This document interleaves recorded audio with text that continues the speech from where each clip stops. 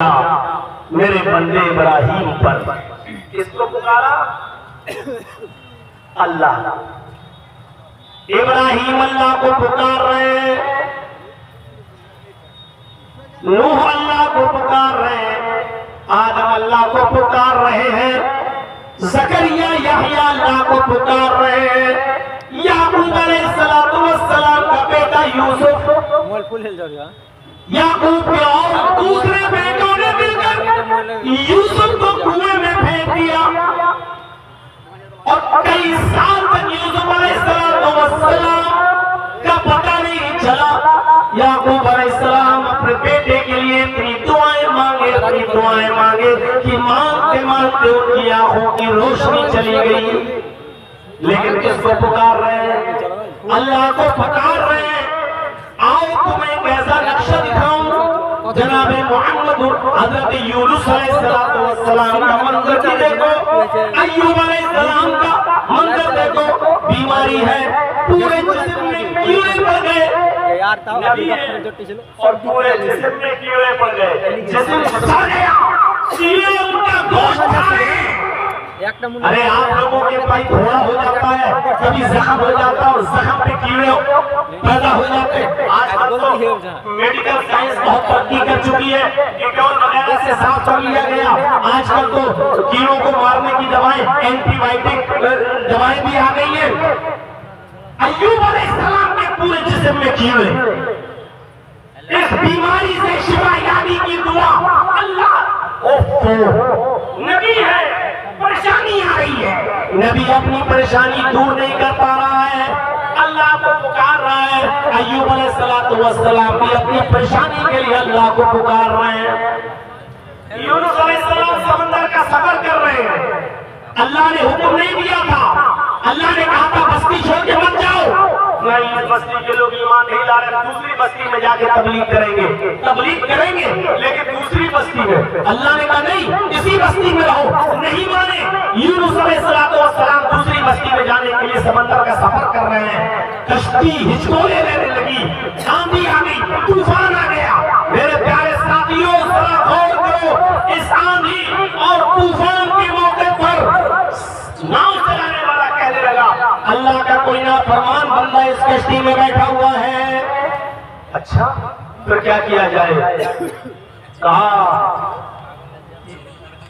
कैसे पता चले?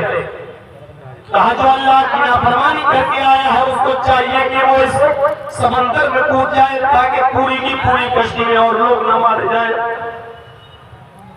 कौन बताए कि मैं नाफरमानी करके आ रहा हूं? पर्चियां डाली गई, कुरानबाजी होती है।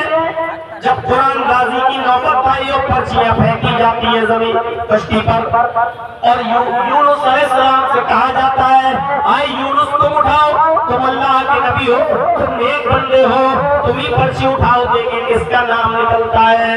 कुरानबाजी होती है। हजरत यूनुस अलैहिस्सलाम पर्ची उठाते हैं। 50 लोगों में जब पर्चियां डाली जाती है और यूनुस अलैहिस्सलाम पर्ची उठाते हैं तो यूनुस अलैहिस्सलाम को क्या मालूम था कि इस पर्ची में मेरा ही नाम निकलेगा।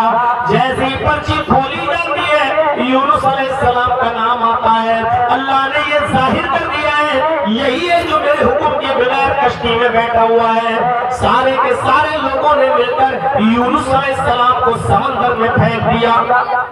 इधर समंदर में फेंका, कुरान क्या कहता है? उधर मछली ने उसको अपने पेट में निगल लिया। बड़ी मछली। जो लोग समंदर का सफर करते हैं, हवाई पानी के जहाज वगैरह से गए होंगे हज करने पुराने जमाने के लोग, उनको मालूम होगा समंदर में कितनी कितनी बड़ी मछलियां होती हैं। पूरे जहाज को भी पलट देती हैं, कितनी बड़ी बड़ी मछलियां। भाइयों, एक मछली ने यूनुस अलैहिस्सलाम को निकल लिया। यूनुस अलैहिस्सलाम मछली के पेट में है। 3 दिन 3 रात यूनुस मछली के पेट में रहे। यूनुस अलैहिस्सलाम के ऊपर मुसीबत आई। नबी मुसीबत अपनी मुसीबत को दूर नहीं कर पा रहे, अपनी मुसीबत को दूर करने के लिए अल्लाह को पुकार रहे हैं और क्या दुआ कर रहे हैं? कुरान पढ़िए, ला इलाहा इल्ला अंता सुब्हान सुबहानका इन्नी कुन्तु मिनज़-ज़ालिमीन। ला इलाहा इल्ला, नहीं है कोई माबूद सिवाय तेरे, सुबहानका तेरी जात पाक है, इन्नी कुन्तु मिनज़-ज़ालिमीन, बेशक मैं ही जालिमों में से हूँ, यानी तेरी नाफरमानी की है। अल्लाह मैंने तेरा हुक्म नहीं माना, बेशक मैं ही जालिमों में से हूँ। ये दुआ पड़ी जब अल्लाह ताला ने उनको मछली के पेट से निकाला और मछली ने उनको खुशकी में जाकर अपने पेट से बाहर निकाल कर उगल दिया। तो मेरे भाइयों गौर करो, और गौर करो मेरे प्यारे साथियों, यूनुस पर मुसीबत आई तो यूनुस ने किसको पुकारा? ये तौहीद का मिशन है। खैर, आज इस जयनगर के अंदर जितने भी लोग मौजूद हैं, इस पैगाम को सुने।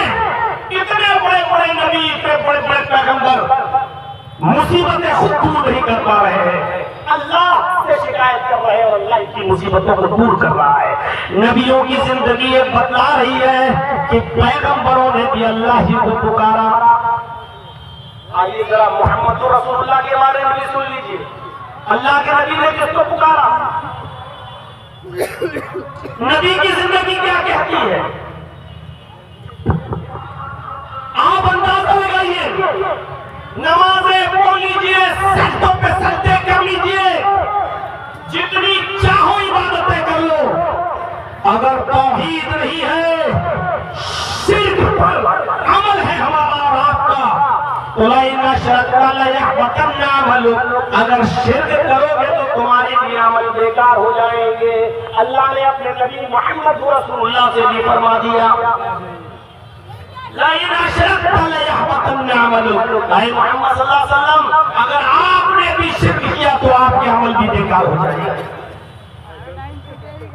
तौहीद और शिर्क एक साथ नहीं चल सकती है। मस्जिद में जाओ और कहो इहदिना सिरातल मुस्तकीम सिरातल लज़ीना अनअमता अलैहिम, ऐ अल्लाह तू हमको सीधा रास्ता दिखा। और फिर किसी चौखट में जाके कहो कि बाबा तेरे घर पे आया हूँ, झोला झोली भर के जाऊंगा। ये दोनों चीजें एक साथ जमा नहीं हो सकती है। अल्लाह को पुकारो तो इसका इनकार करो, अल्लाह ही को पुकारा जाएगा और अल्लाह ही से मांगा जाएगा। आपको बताओ, अरे सुनिए,